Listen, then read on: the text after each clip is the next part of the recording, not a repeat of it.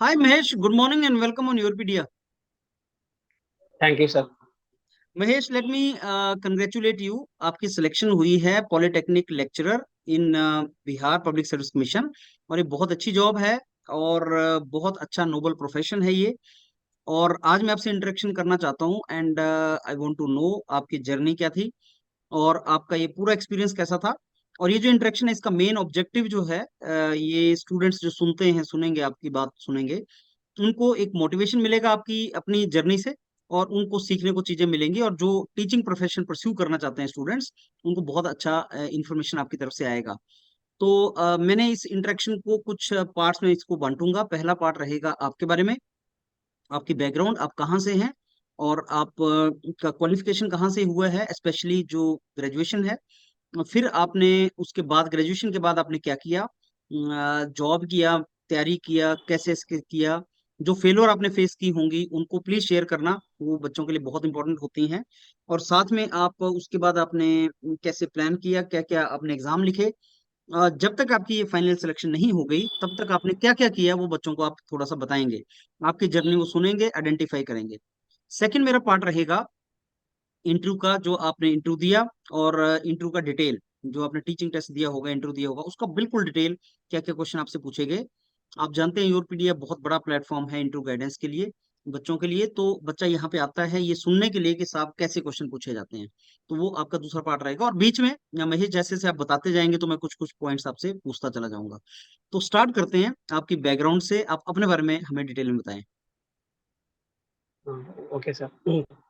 Sir मैं basically Aurangabad जिला बिहार के रहने वाला हूँ सर। मेरा मैट्रिकुलेशन इंटर वहीं से हुआ सर। आफ्टर दैट मैंने अपना बीटेक कंप्लीट किया सर। एक Nalanda college of engineering, government engineering college है बिहार का। वहीं से मैंने अपना एमटेक में मैकेनिकल इंजीनियरिंग से सर अपना बीटेक कंप्लीट किया सर। आफ्टर दैट मैंने सर बीआईटी सिंदरी से एमटेक कंप्लीट किया। और मैं इस दौरान सर कंटिन्यूअस गेट का भी प्रिपरेशन करते रहा सर। मैंने गेट में भी सर मेरा मिनिमम मार्क्स 47 है और हाईएस्ट सर 73 मार्क्स मैंने ऑब्टेन किया 2018 में। उस बेसिस पे मैंने सर बहुत सारे इंटरव्यू भी दिए सर। आपके गाइडेंस पे भी मैंने सर एनपीसीएल का इंटरव्यू दिया सर, एचपीसीएल का दिया सर, बीपीसीएल का दिया। ओएनजीसी में मेरा सर फाइनल सिलेक्शन हुआ था लेकिन वो मेरिट लिस्ट नहीं हो पाया सर। तो बहुत सारे इंटरव्यूज दिए बेसिस पे। और आफ्टर एमटेक में सर फिलहाल मैं लास्ट 4 ईयर 5 ईयर से गवर्नमेंट पॉलिटेक्निक पटना साहब में एज ए गेस्ट लेक्चर पढ़ा रहा हूँ सर। ओके। सो ये Yes. आपका जो पॉलिटेक्निक में आप पढ़ा रहे हैं ये प्राइवेट पॉलिटेक्निक कॉलेज है महेश? नहीं, गवर्नमेंट पॉलिटेक्निक है सर। तो इसमें आप कॉन्ट्रेक्चुअल हैं? Yes sir. तो आपने बीटेक के बाद ही पढ़ाना स्टार्ट कर दिया था, एमटेक किया था? नहीं, मैंने बीटेक के बाद सर तुरंत एमटेक किया सर और गेट बेसिस पे बीआईटी सिंदरी से किया सर। ओके। उसके बाद सर मैं कंटिन्यूअस इधर प्रिपरेशन भी करते रहा सर। हम्म, मैंने गेट में उस समय 47 मार्क्स था, आफ्टर दैट 55 आया, फिर 73 आया सर 2018 में। उसके बाद भी मैंने मतलब जब गेट दिया आया मार्क्स। लेकिन अनफॉर्चुनेटली सर कहीं पे भी कुछ आई थिंक कम्युनिकेशन लैग भी हुआ जिसकी वजह से सर कुछ अच्छे पीएसयूज में वहाँ पे हम्म, मार खा गया। जैसे बीपीसीएल में सर जीडी में चढ़ गया था, वहाँ पे हम्म, ग्रुप डिस्कशन होते हैं। ये सर अच्छा आप एनएलसी महेश, में वही आया। कुछ स्टूडेंट ऐसे होते हैं जो बीटेक के बाद खाली बैठ के तैयारी करना स्टार्ट कर देते हैं, मतलब वो तैयारी में ही भिड़ जाते हैं। आपका ऐसा ये केस सर। रहा है कि आपने गैप नहीं क्रिएट किया, आपने मास्टर्स कर लिया इमीडिएटली, फिर आप ये टीचिंग में चले गए, पॉलिटेक्निक की टीचिंग। और आई एम वेरी श्योर कि जो आपने टीचिंग किया है इसी का बेनिफिट हुआ है कि आपकी सिलेक्शन इवेंचुअली हुई है, बिकॉज वो टीचिंग में जो आपका एक पढ़ाने का तरीका है उससे कॉन्फिडेंस आता है, उसका आपको नॉलेज आती है और कहीं ना कहीं उसका आपको बेनिफिट इसमें हुआ है सिलेक्शन में। सो आपसे अगर मैं ये पूछूं कि क्या स्टूडेंट को बीटेक के बाद खाली बैठ के तैयारी में लग जाना चाहिए या उसको कुछ ना कुछ करते रहना चाहिए, आपका क्या इसके बारे में, आप क्या आंसर करेंगे इसका? सर आज के डेट में तो मेरे अकॉर्डिंग बेस्ट है सर कि आफ्टर बीटेक उनको ऐसे आईआईटी, इधर आई सिर्फ आईआईटी में मैं प्रेफर करूंगा सर। आईटी से एमटेक कर लेना चाहिए क्योंकि आईटी से सर प्लेसमेंट भी अच्छे हो ही जाते हैं आज के डेट में। अब ऑब्वियसली मैकेनिकल, इलेक्ट्रिकल, सिविल, मतलब सिविल को तो छोड़ दिया जाए लेकिन मैकेनिकल का, जैसे मेरे कुछ दोस्त लोग हैं सर जो कंटिन्यूअस एमटेक अच्छे कॉलेज से किए और वो मतलब जापान में भी जॉब कर रहे हैं सर। गुड। तो प्लेसमेंट तो हो रही है सर। और हम लोग ये सोचे कि सर बस एमटेक एज ए बस सिर्फ डिग्री के लिए मैंने किया था सर, तो उसके लिए मैंने बीआईटी सिंदरी ज्वाइन किया था। लेकिन बेस्ट वे है कि अच्छे कॉलेज से एमटेक करें। देखिए तो साथ एमटेक साथ से प्रिपरेशन। एक तो ये एमटेक से रास्ता खुल जाता है टीचिंग जॉब का। अभी Bihar public yes service sir. Commission में असिस्टेंट प्रोफेसर का भी सीट निकला था। और मैं देखता हूँ उत्तर प्रदेश, बिहार, हरियाणा, बहुत सी जगह पे अब टीचिंग की जॉब्स आ रही हैं। और अगर एमटेक यस सर। हो स्टूडेंट के पास तो उसको फायदा भी होता है। तो अगर एमटेक जेब में रहेगा तो एक वो ऑप्शन भी गवर्नमेंट जॉब का खुल जाता है। तो अगर बच्चा कर सके तो उसको कर लेना चाहिए, मेरा अपना पर्सनल मानना है। और वो आपने करके उसमें आपको ने देखा भी कि आपको उसमें आपने उसको कन्वर्ट करने की ट्राई किया। अब मैं चलता हूँ दूसरी पार्ट की तरफ कि महेश आप बहुत क्लोजली आए गेट में, आपकी स्कोर आगे बढ़ता गया, बहुत क्लोजली आप पीएसयूज में से छटते चले गए, नहीं हुआ। कई बार ऐसा लगता होगा कि यार मैं हो भी सकता था, नहीं भी हो सकता था। ये फेज कितना चलता है और इस फेज में से स्टूडेंट को कैसे निकलना चाहिए जब उसका हो भी रहा है, नहीं भी हो रहा है, मतलब उसका नंबर भी आ रहे हैं, इंटरव्यू में भी जा रहा है, इंटरव्यू में कुछ नंबर से रह जा रहा है, जीडी में छट जा रहा है, ये फेज भी 1-2 साल चलता है बच्चों के साथ। कैसे इस फेज में से यस। अपने आप को गो थ्रू करना चाहिए। और एक बहुत बड़ा जो कमी मैंने आइडेंटिफाई किया था जिसकी वजह से हमने ये सारा योर पीडीएफ पे स्टार्ट भी किया था, वो कमी यही था कि बच्चा बहुत मेहनत करके वहां तक पहुंचता है और उसमें भी 1-2 साल का डिले हो जाता है। तो ओवरऑल आप क्या गाइड करेंगे स्टूडेंट को कि साहब ये वाला गैप ना आए, कि अगर कभी आपका कॉल आ गया और आप उसको अच्छे तरीके से कर पाए और आप 6 महीने 1 साल अपना बचा सकें, उसके बारे में आप क्या बोल सकते हैं? यस सर, मेरे अकॉर्डिंग सर, कोई भी पीएसयू है या फिर पीसीएस है, जैसे मैंने जो पीएससी का सर, मैंने पीटी मेंस इंटरव्यू सब कुछ दिया सर, लेकिन मेरा हम्म। फाइनल नहीं हुआ। उसमें मेरा उम्मीद भी बहुत ज्यादा था सर। लेकिन हम्म। ये जितने भी पीएसयू पीसीएस हैं सर, तो उसमें हम देख रिजल्ट तो हो जा रहा है सर, लेकिन हम्म। कहीं ना कहीं इंटरव्यू जैसे पहले स्टेज में था कि बस रिजल्ट हो जाए, लेकिन मैंने बहुत सारे रिजल्ट दिए सर, लेकिन मैं हम्म। इंटरव्यू में कंटिन्यूअस सर मतलब बाहर होता गया। तो हम्म। इंटरव्यू के लिए मेरे पास पहले सर कोई गाइडलाइंस भी नहीं था, बस ऐसे बस पढ़ते रहो पढ़ते रहो पढ़ते रहो था सर। मैंने योर पीडिया से सर मुझे बहुत बेनिफिट हुआ। इससे पहले मैंने सर एनपीसीएल के लिए ज्वाइन किया था सर, शायद हम्म। मैंने आपसे इंटरेक्शन भी किया था सर। हाँ मेरे को याद है। और यस। एनपीसीएल, हाँ, लेकिन एनपीसीएल में मुझे टाइम सिर्फ 7 डेज पहले किया था, और मैंने सर उसमें गलती किया था, मॉक इंटरव्यू नहीं लगाया था sir. Okay. Hmm. Yes sir. मैंने इस बार ओके। मॉक इंटरव्यू लगाया सर, असिस्टेंट प्रोफेसर। आपने बताया मॉक इंटरव्यू इस बार ज्वाइन किया तब लगाया, इससे पहले मेरा असिस्टेंट प्रोफेसर में भी सिलेक्शन हुआ था सर, बीपीएससी। हम्म। उसमें भी मेरा गलती यही था सर कि मैंने मॉक नहीं लगाया था सर, जितने वीडियोस थे मैंने सुना था सर, वो मैंने किया था। इस बार मैंने बस मॉक इंटरव्यू लगाया, कंटिन्यूअस मॉक इंटरव्यू दिया सर, और मतलब उसका वीडियो देखा, प्रीवियस जो भी स्टूडेंट दिए थे, उससे मुझे सर कंप्लीटली बेनिफिट मिला। आई थिंक वो सर बेस्ट वे है, क्योंकि उससे ऑलमोस्ट ऑल क्वेश्चंस कवर हो जाते हैं इंटरव्यू से रिलेटेड। जैसे मैंने सर, मेरा फेवरेट, जैसे पहले इतना आइडिया नहीं था मुझे आईसी इंजन के बारे में, लेकिन आईसी इंजन और आरएसी सर मेरा बहुत एक लेवल तक का तैयारी हो चुका था सर, अब इंटरव्यू में भी हम्म। इसका फायदा हुआ सर। डिफरेंट डिफरेंट हम्म। टेक्नोलॉजी आए हैं सर, ये सब आपके गाइडेंस हम्म। पे सर हुआ सर, मुझे अच्छा लगा सर। आईसी इंजन खास करके, और कहीं भी बुक से पढ़ो तो वो सब कंटेंट मिलते ही नहीं है सर, जैसे डिफरेंट डिफरेंट टेक्नोलॉजी, एमपीएफआई आ गए, सीआरडीआई हम्म। आ गए, ये सब। हम्म। तो ये सब हम्म। सर मैंने यूरोपीडिया से सीखा, ये बेस्ट प्लेटफॉर्म है सर तैयारी करने के लिए आई थिंक। हम्म। पहले प्रॉब्लम था ऐसे पढ़ते रहो पढ़ते रहो, यही हम्म। रीजन था हम्म। कि मुझे पीएसयू में सिलेक्शन नहीं हुआ सर। आफ्टर मैंने हम्म। बहुत जगह रिजल्ट दिया सर, लेकिन हम्म। कंप्लीट मतलब मुझे क्वेश्चन नहीं मिल रहे थे। सिर्फ मैं हम्म। पढ़ रहा था, लेकिन इंटरव्यू हम्म। रिलेटेड क्वेश्चंस क्या होते हैं ये नहीं मिल रहे। ये मुझे इस बार मॉक इंटरव्यू के थ्रू मिलेगा, सारे हम्म। क्वेश्चंस का कलेक्शन किया और उसको मैंने तैयारी किया सर। महेश आपकी इंटरेक्शन के थ्रू मैं एक्चुअली स्टूडेंट्स के साथ डिस्कस करना चाहता हूँ कि देखिए प्रैक्टिस बहुत इंपॉर्टेंट चीज होती है और हर स्टेज की अपनी एक रिक्वायरमेंट है। रिटन एग्जाम की अलग रिक्वायरमेंट होती है, इंटरव्यू की अलग रिक्वायरमेंट होती है। और इंटरव्यू के लिए बहुत इंपॉर्टेंट होता है कि स्टूडेंट का मॉक्स हो और वो अच्छे तरीके से प्रैक्टिस करके जाए, सो दैट जब अंदर जाए तो उसका कॉन्फिडेंस अच्छा रहे। और ऐसे क्वेश्चन जो नॉर्मली इंटरव्यू में पूछे जाते हैं कई बार वो रिटन एग्जाम का पार्ट नहीं होते, तो वो इंटरव्यू में ही पूछे जाते हैं और रिपीटेडली पूछे जाते हैं, तो उनका भी नॉलेज स्टूडेंट्स को होना चाहिए, सो दैट अगर ऐसा कोई क्वेश्चन आ जाए तो वो उसका आंसर कर पाए। और फिर कुछ एचआर से रिलेटेड क्वेश्चंस होते हैं, वो भी स्टूडेंट को अच्छे तरीके से आने चाहिए और ये सारी प्रैक्टिस के साथ होती है चीज। तो बिना प्रैक्टिस के देखिए जब भी आप जाएंगे तो आपका परफॉर्मेंस नहीं आएगा, ये आपको कॉन्फिडेंस नहीं आएगा, ये बात बिल्कुल सही है। और आपको प्रैक्टिस करके ही जाना चाहिए सो दैट आप वहां पे अच्छा परफॉर्म कर सकें। अब मैं आता हूँ महेश अपने दूसरे पार्ट की तरफ।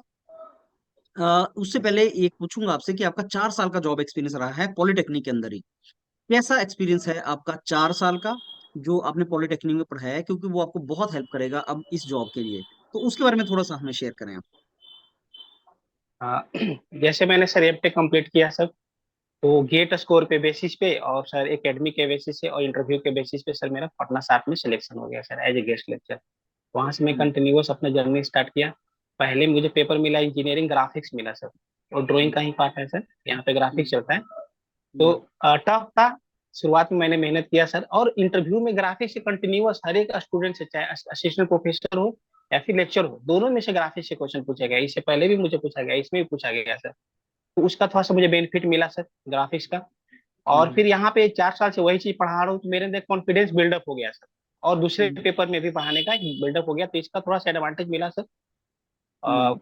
मतलब इंटरव्यू में इसका एडवांटेज मिला सर, और साथ ही साथ ये जो गैप है, इस गैप को भी फुलफिल करने के लिए एक मेरे पास जरिया हो गया सर, कि मैं आफ्टर एमटेक पढ़ा रहा हूँ। अच्छा, आप महेश ये बताइए, जैसे अभी जिस जगह आप पढ़ा रहे पटना साहिब, इन्हीं जगहों पे आपको परमानेंट जॉब भी मिलेगी, right? Am I right? I mean this is the same polytechnic colleges? Not sure about that sir.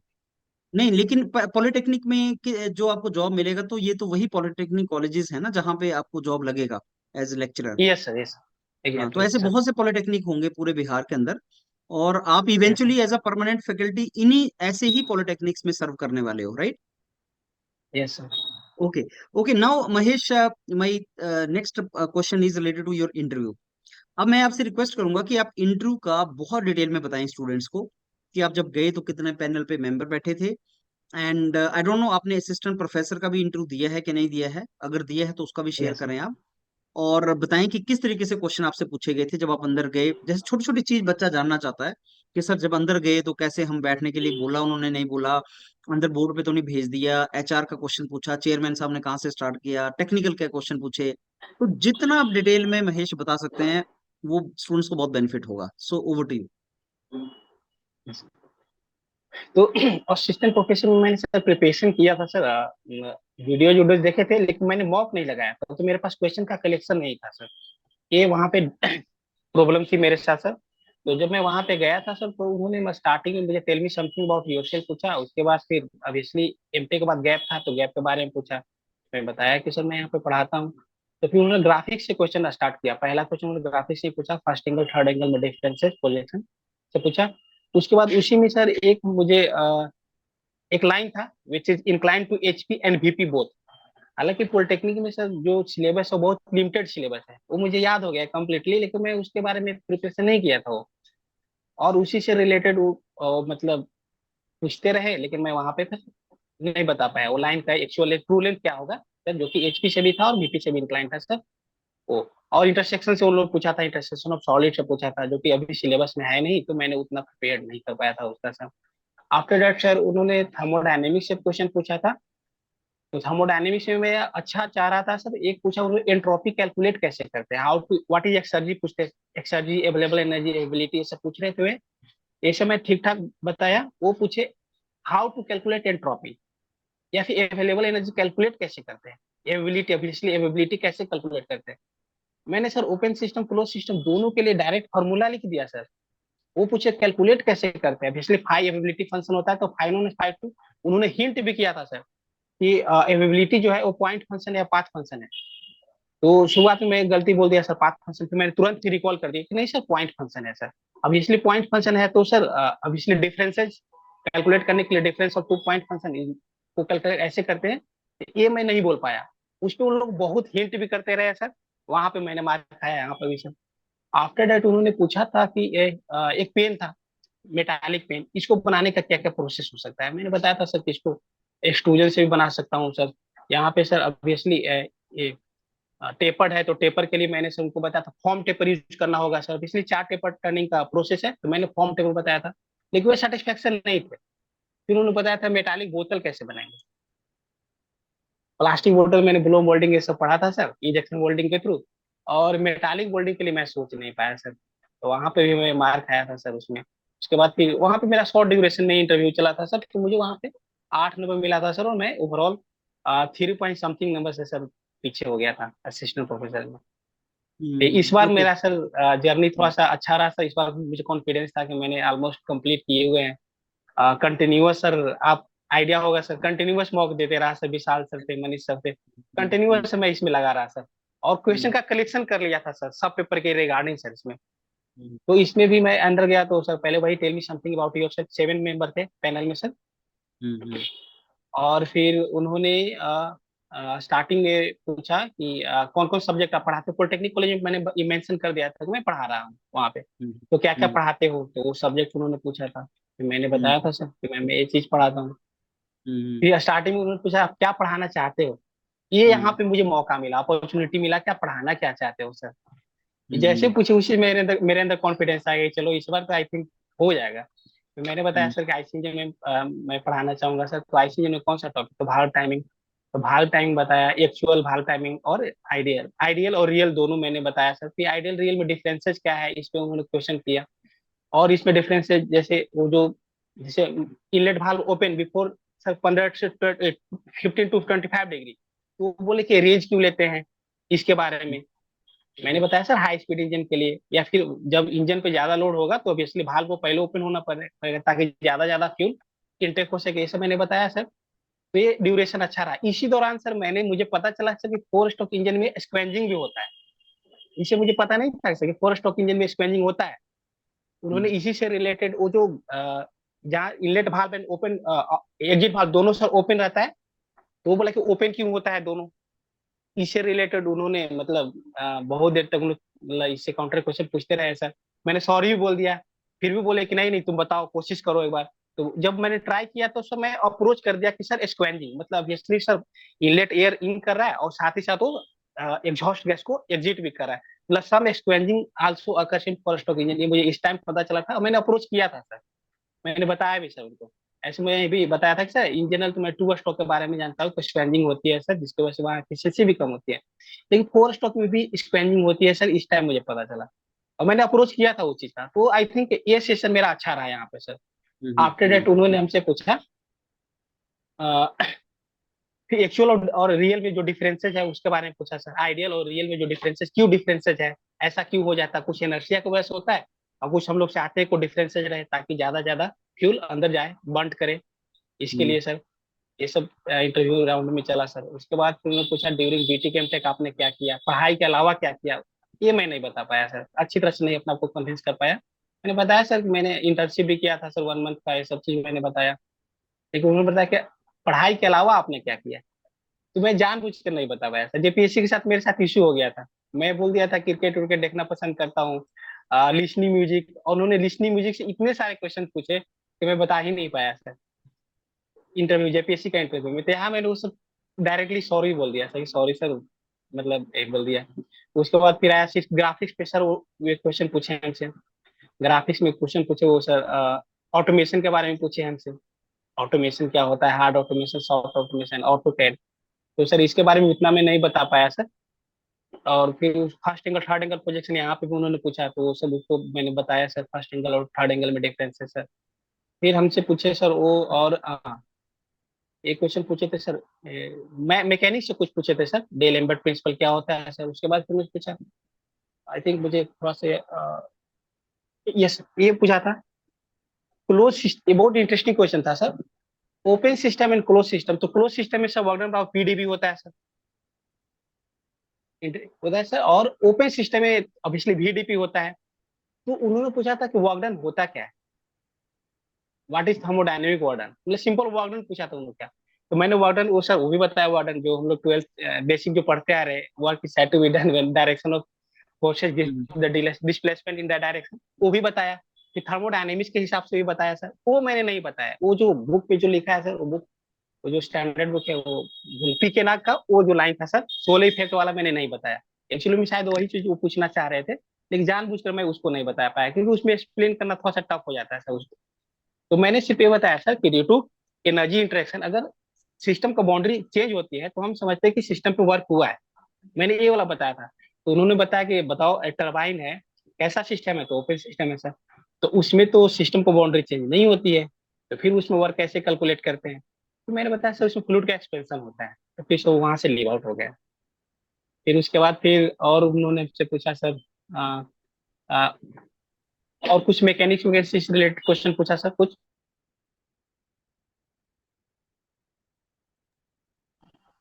हमेशा फिर लास्ट टाइम बोले कि ठीक है ओके सर। मतलब कि ठीक है जाओ। फिर उन्होंने पानी पियोगे, तो मैंने बोला कि यस सर मैं पानी, मैंने बोल दिया सर, क्योंकि मुझे लगा कि सर उतना ज्यादा क्वेश्चन हमसे हुआ नहीं। तो मैं क्या समय पीऊंगा सर, तो मैं पानी सर्व किया। और पानी पीते टाइम बोला कि बोतल कैसे बनाया जाता है, ये प्लास्टिक का प्लास्टिक की बोतल, बॉटल था। ये प्लास्टिक हम्म, का बोतल था। तो मैंने हम्म, ब्लो मोल्डिंग बताया सर, फिर पता कि मैं अच्छा। इंजेक्शन मोल्डिंग से भी बनते हैं सर, लेकिन इंजन है ब्लो मोल्डिंग, तो ब्लो मोल्डिंग का प्रोसेस पूछा सर, तो मैंने बता दिया सर कि डाई होता है, हम्म, डाई के अंदर रेजिन को एयर ब्लो करते हैं, ये ठीक हम्म, है जाओ सर। हम्म। अच्छा, इसमें महेश वो ज्यादातर एचआर क्वेश्चन नहीं पूछते हैं, जो मेरे को पता लगा बिहार पब्लिक सर्विस कमीशन वगैरह में। लेकिन अगर आपसे असिस्टेंट प्रोफेसर और लेक्चरर में पूछा हो तो प्लीज शेयर करें दोबारा से, क्या क्या एचआर क्वेश्चन थे?